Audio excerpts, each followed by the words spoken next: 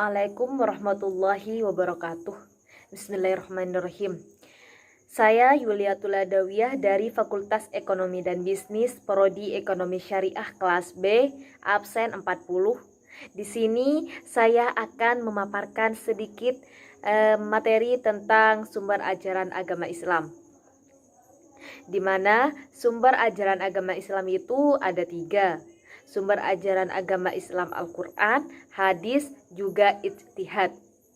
Baik, yang pertama saya akan menyampaikan sedikit pengertian tentang Islam. Islam secara bahasa memiliki beberapa arti.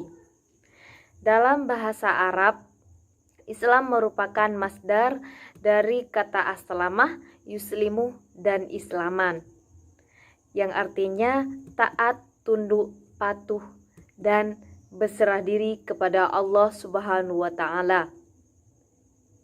Mempelajari agama Islam itu merupakan fardu ain, yakni kewajiban pribadi setiap muslim dan muslimah. Sedangkan mengkaji ajaran agama Islam itu, terutama yang dikembangkan oleh akal pikiran manusia, diwajibkan kepada masyarakat atau kelompok masyarakat. Untuk selanjutnya, sumber ajaran Islam itu ada 3, yakni Al-Quran, hadis, dan ijtihad. Ajaran yang tidak bersumber dari ketiganya itu bukan ajaran Islam. Sumber ajaran Islam pertama dan yang kedua atau Al-Quran dan hadis langsung dari Allah Subhanahu wa Ta'ala dan Nabi Muhammad Sallallahu Alaihi Wasallam. Sedangkan yang ketiga ijtihad merupakan hasil pemikiran umat Islam, yakni para ulama mujtahidin. Garis bawah mujtahidin itu orang yang berijtihad dengan tetap mengacu kepada Al-Quran dan hadis. Sumber ajaran Islam yang pokok adalah Al-Quran dan hadis. Dan untuk selanjutnya, sumber ajaran Islam yang pertama adalah Al-Quran. Secara harfiah, Al-Quran merupakan bacaan. Al-Quran adalah kumpulan wahyu atau firman Allah yang disampaikan kepada Nabi Muhammad Sallallahu Alaihi Wasallam, berisi ajaran keimanan, peribadahan, dan budi pekerti atau akhlak. Al-Quran adalah mukjizat terbesar Nabi Muhammad Sallallahu Alaihi Wasallam, bahkan terbesar pula dibandingkan mukjizat para nabi sebelumnya. Al-Quran membenarkan kitab-kitab sebelumnya dan menjelaskan hukum-hukum yang telah ditetapkan sebelumnya. Dan yang kedua yaitu sumber ajaran Islam hadis. Hadis disebut juga as-sunnah. Hadis adalah segala perkataan, perbuatan, atau persetujuan serta kebiasaan Nabi Muhammad Sallallahu Alaihi Wasallam.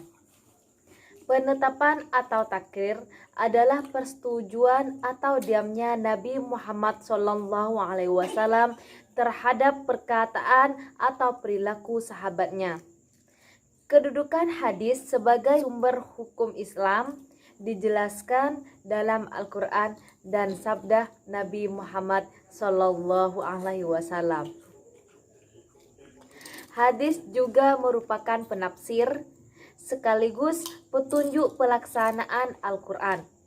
Sebagai contoh, Al-Quran menegaskan tentang kewajiban sholat dan berbicara tentang ruku dan sujud.